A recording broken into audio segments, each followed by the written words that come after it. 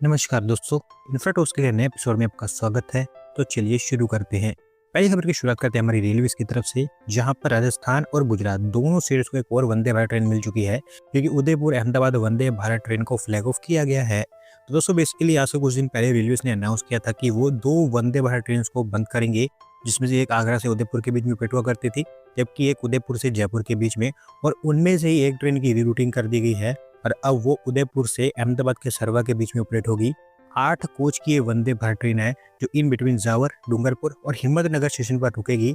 हफ्ते में 6 दिन ये ऑपरेट होगी और ओवरऑल इसके चलते दोनों सिटीज के बीच 4.25 घंटे के अंदर अंदर सारी जर्नी कंप्लीट हो पाएगी। अगली दोस्तों अपडेट नागपुर से है, जहां पर महाराष्ट्र इंस्टीट्यूशन फॉर ट्रांसफॉर्मेशन यानी कि मित्रा के द्वारा विकसित नागपुर 2047 प्लान अनवेल कर दिया गया है और इसके अंतर्गत टारगेट डिसाइड किया गया है कि नागपुर को डिफेंस, मिनरल्स और ग्रीन इंडस्ट्री का हब बनाया जाए।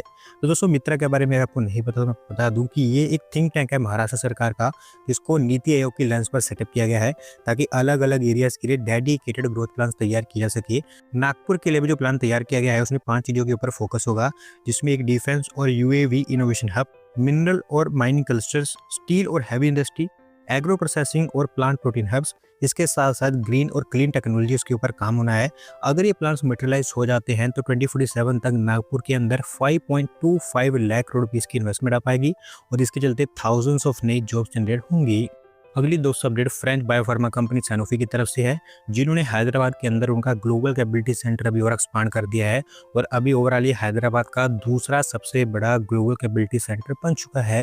तो दोस्तों ये global capability centre hitech hub में ओपन किया गया था 2024 के अंदर, जो पहले 2.7 लाख स्क्वायर फीट के एरिया में फैला था, अब इसे बढ़ाकर 5 लाख स्क्वायर फीट के एरिया में कर दिया गया है। सैनोफी के द्वारा अनाउंसमेंट की गई थी कि वो 2030 तक इस जीसीसी के ऊपर $400 मिलियन की इन्वेस्टमेंट करेंगे और ये एक्सपेंशन भी उसी का ही हिस्सा है, जहां पर आर्टिफिशियल इंटेलिजेंस, डिजिटल हेल्थ और इंटेलिजेंट ऑटोमेशन के एरिया में वो काम करने वाले हैं। अच्छी बात यह है कि इस एक्सपेंशन के चलते इस ग्लोबल कैपेबिलिटी सेंटर में 5000 के आसपास लोग काम करेंगे और इसी कारण के चलते ही ये हैदराबाद का दूसरा सबसे बड़ा ग्लोबल कैपेबिलिटी सेंटर बन चुका है। अगली दोस्त अपडेट तमिलनाडु से है, जहां पर जापानीज कंपनी माइनबी मित्सुमी और इंडियन कंपनी एकस ये तमिलनाडु के अंदर 5980 करोड़ रुपए की इन्वेस्टमेंट करने वाली है और इसके लिए उन्होंने तमिलनाडु सरकार के साथ अग्रीमेंट भी साइन किया है। तो दोस्तों ऐसे बता दूं कि दोनों कंपनीज का प्लान अलग अलग है, एक दूसरे से इनका कुछ लेना देना नहीं है। बस दोनों कंपनीज ने एक ही दिन पर तमिलनाडु सरकार के साथ एमओयू साइन किया है। अगर थोड़ा सा आपको डिटेल में बताऊं तो जापानीज कंपनी तिरुवल्लुर डिस्ट्रिक्ट के अंदर एक मैन्युफैक्चरिंग फैसिलिटी और एक R&D सेंटर को ओपन करेगी, जहां पर हाई वैल्यू सेमीकंडक्टर्स की मैन्युफैक्चरिंग को लेकर एक कंप्लीट इकोसिस्टम क्रिएट किया जाएगा। 1980 करोड़ रुपए की इन्वेस्टमेंट होने वाली है और 1400 के आसपास जॉब्स इसके थ्रू जनरेट होंगी। सिमिलरली एकस के द्वारा भी 4000 करोड़ रुपए की इन्वेस्टमेंट की जाएगी कृष्णागिरी डिस्ट्रिक्ट के सिपकोट शूलागिरी इंडस्ट्रियल पार्क में। एरोस्पेस मैन्युफैक्चरिंग का काम वो करने वाले हैं और 7000 जॉब्स इसके थ्रू भी जनरेट होंगी। अगली दो अपडेट हमारे फाइनेंशियल कैपिटल मुंबई से है, जहां पर वाटर मेट्रो को लेकर प्रिपरेशन अगले स्टेज में एंटर कर चुकी है और अभी महाराष्ट्र सरकार के द्वारा बताया गया है कि इसी महीने के अंदर अंदर वाटर मेट्रो की डीपीआर फाइनलाइज हो जाएगी। तो दोस्तों आप जानते हैं कि ये water metro Kochi water metro की लाइंस पर तैयार करने की बात की गई है, जो पूरे मुंबई मेट्रोपॉलिटन रीजन को कवर करेगी। 6 से 8 रूट्स यहाँ पर तैयार किए जाएंगे, जहां पर इलेक्ट्रिक पावर बोट्स ऑपरेट की जाएंगी। नरीमन पॉइंट, वर्ली, बांद्रा, जुहू, वर्सोवा, इस तरह के अलग अलग जगह से यहाँ पर कनेक्ट हो पाएंगे। In fact Navi Mumbai international airport को भी वाटर टैक्सी के थ्रू यहाँ पर कनेक्ट करने की बात की गई है। 1200 करोड़ रुपीस के आसपास यहाँ पर खर्चा आएगा इस पूरे सिस्टम को बनाने के लिए। इसी महीने के अंदर अंदर इसकी डीपीआर तैयार हो जाएगी और धीरे धीरे फेजेस में इसको लॉन्च किया जाएगा, जिसमें पहला फेज इसी साल के अंदर अंदर दिसंबर में रोल आउट किया जाएगा। अगली दो update Andaman and Nicobar islands को लेकर है, जहां पर ग्रेट निकोबार डेवलपमेंट प्लान को नेशनल ग्रीन ट्रिब्यूनल की अप्रूवल मिल चुकी है और अब ये प्रोजेक्ट आपको डेफिनेटली आगे बढ़ता हुआ दिखाई देगा। दोस्तों वैसे इस प्लान को सेंट्रल गवर्नमेंट के द्वारा पहली अप्रूवल दे दी गई थी, इनफैक्ट इन्वायरमेंटल क्लियरेंस भी इसको मिल चुकी थी, पर क्योंकि इस प्रोजेक्ट का काफी बड़ा इंपैक्ट होने वाला है इन्वायरमेंट के ऊपर, तो इसी के लिए कुछ लोगों के द्वारा इसे चैलेंज कर दिया गया था और नेशनल ग्रीन ट्रिब्यूनल में इसके खिलाफ पिटीशन लगाई गई थी, जिसको भी नेशनल ग्रीन ट्रिब्यूनल ने डिसमिस कर दिया है और इनके द्वारा क्लियरली ये बताया गया है कि इस प्रोजेक्ट में सेंट्रल गवर्नमेंट ने इन्वायरमेंटल क्लियरेंस देते दौरान एडिक्वेट सेफगार्ड्स लिए हैं और उसके बेसिस पर ये काम आगे बढ़ सकता है। एक ट्रांसशिपमेंट पोर्ट, एक इंटीग्रेटेड टाउनशिप, एक ड्यूअल यूज सिविल और मिलिट्री एयरक्राफ्ट और एक बड़ा पावर प्लांट यहाँ पर सेटअप किया जाना है। 80,000 करोड़ रुपीस के आसपास इसके ऊपर खर्च होंगे और ओवरऑल आप देखेंगे कि ये ग्रेटर निकोबार आइलैंड को पूरी तरह से ट्रांसफॉर्म कर देगा। अगली दोस्त अपडेट डिफेंस से है, जहां पर Indian company Bharat electronics limited और फ्रेंच कंपनी सैफरन के बीच में एक कोर डिफेंस एग्रीमेंट साइन हो गया है और इस बार ये भारत के अंदर फ्रांस के हैमर सिस्टम की मैन्युफैक्चरिंग करेंगे। तो दोस्तों ये बेसिकली एक air to ground weapon system है जिसको हमारी इंडियन एयरफोर्स और इंडियन नेवी दोनों ही इस्तेमाल करते हैं। तेजस और राफेल जैसे जो जेट्स है उनमें इसको काफ़ी इजीली इक्विप किया जा सकता है और इनफैक्ट ऑपरेशन सिंदूर के दौरान भी इसका इस्तेमाल किया गया था और क्योंकि रिजल्ट्स काफ़ी अच्छे आए थे तो इसी के चलते डिसाइड ये हुआ है कि इसको भारत में बनाया जाएगा।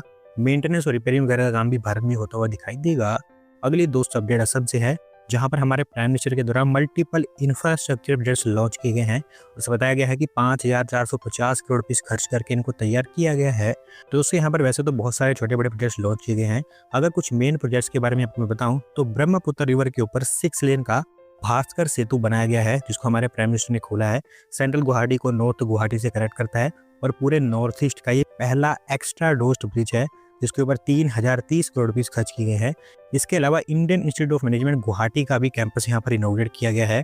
अमीन गांव के अंदर 8.5 मेगावाट का एक नेशनल डेटा सेंटर भी ओपन किया गया है। साथ ही साथ गुवाहाटी के अंदर 100 ई बसेस को भी फ्लैग ऑफ किया गया है। अगली दोस्तों अपडेट दिल्ली मेट्रो से है, जहां पर दोस्तों दिल्ली सरकार ने फेज 4A के अंतर्गत 3 नई मेट्रो लाइन की प्लान की जा चुकी है, उनको अप्रूवल दे दी है और अभी आप कह सकते हैं कि ये काम आपको धड़ल्ले से आगे बढ़ता हुआ दिखाई देगा। दोस्तों वैसे मैं बता दूं कि इन मेट्रो लाइन्स को यूनियन कैबिनेट की अप्रूवल पहले ही मिल चुकी है, पर क्योंकि दिल्ली सरकार भी यहाँ पर स्टेक होल्डर है जो कि फंडिंग भी लेने वाली है तो इसके चलते उनकी अप्रूवल मैंडेटरी थी जो आ चुकी है। बात करूँ मेट्रो लाइन्स के बारे में तो एक मेट्रो लाइन आर आश्रम मार्ग से इंद्रप्रस्थ के बीच बनेगी, 9.91 किलोमीटर की इसकी लेंथ होगी। दूसरी मेट्रो लाइन एरो सिटी से इंदिरा गांधी एयरपोर्ट के टर्मिनल 1 तक बनेगी, 2.26 किलोमीटर की इसकी लेंथ होगी। जबकि तीसरी मेट्रो लाइन तुगलकाबाद से कालिंदी कुंज कॉरिडोर के बीच में बनेगी, 3.9 किलोमीटर की इसकी भी लेंथ होगी। कुल मिलाकर 12,014 करोड़ रुपीस का खर्च आएगा इसको बनाने के लिए, जिसमें से दिल्ली सरकार 2,940 करोड़ रुपीस खर्च करने वाली है और उस फंडिंग को भी दिल्ली सरकार ने अप्रूवल दी है। अगली दोस्त अपडेट हमारी रेलवेज की तरफ से है, जहां पर सेंट्रल गवर्नमेंट ने इरुगुर पोडानूर रेल लाइन की डबलिंग अप्रूव कर दी है और 277.42 करोड़ रुपीस इसके कंस्ट्रक्शन के लिए सैंक्शन भी किए गए हैं। तो दोस्तों ये बेसिकली एक लॉन्ग पेंडिंग रेल प्रोजेक्ट है, कई सालों से अप्रूवल के प्रोसेस में लटका पड़ा है। अब फाइनली इसके ऊपर काम आगे बढ़ पाएगा। जस्ट 10.77 किलोमीटर की इसकी लेंथ होगी और चेन्नई तिरुवनंतपुरम रूट का ये इंपॉर्टेंट हिस्सा है जिसे अभी फिलहाल अर्जेंटली डबलिंग की जरूरत है, क्योंकि सिंगल लेन होने के चलते बहुत सारी ट्रेन को यहाँ पर रोकना पड़ता है, जिससे बहुत सारी ट्रेन डिले भी होती हैं और अल्टीमेटली यहाँ पर ट्रेन की फ्रीक्वेंसी भी नहीं बढ़ाई जा सकती है। लेकिन एक बार जब इसकी डबलिंग हो जाएगी तो नंबर ऑफ ट्रेन यहाँ पर बढ़ पाएंगी और साथ ही साथ ट्रैवलिंग में ऑलमोस्ट 1 घंटे के आसपास समय बच पाएगा। आज के दोस्तों आखिरी अपडेट लखनऊ से है, जहां पर दोस्तों Lucknow development authority Gomti biodiversity park में एक इंटरैक्टिव एवियरी को सेटअप करेगी और अभी इसको लेकर फिलहाल वो प्लान्स तैयार कर रहे हैं। अगले कुछ ही दिनों के अंदर अंदर इसका पूरा ब्लूप्रिंट रोल आउट किया जाएगा। तो दोस्तों ये एवियरी आप कह सकते हैं कि देश के अंदर जो एवियरीज बनी हुई हैं उनसे थोड़ी सी अलग होगी, क्योंकि यहाँ पर बर्ड्स को एक थोड़े से ज़्यादा ओपन और नेचुरल इन्वायरमेंट में रखने की कोशिश की जाएगी। 1 एकड़ के एरिया में फैली होगी और 10 करोड़ रुपीस के आसपास खर्च आएगा इसको बनाने के लिए। और अभी क्योंकि ब्लूप्रिंट तैयार हो रहा है तो ज़्यादा चीज़ें यहाँ पर सामने नहीं रखी गई है। एक बार वो तैयार हो जाता है तो हमें और चीज़ें क्लियर होती हुई दिखाई देंगी। तो दोस्तों आज की वीडियो में बस इतना ही। अगर आप अपनी तरफ से अपडेट सबमिट करना चाहते हैं तो डिस्क्रिप्शन दिए गए लिंक पर क्लिक करके सबमिट कर सकते हैं। और अगर आज की वीडियो पसंद आई हो तो वीडियो को लाइक करें, चैनल को सब्सक्राइब करें। धन्यवाद वीडियो को देखने के लिए।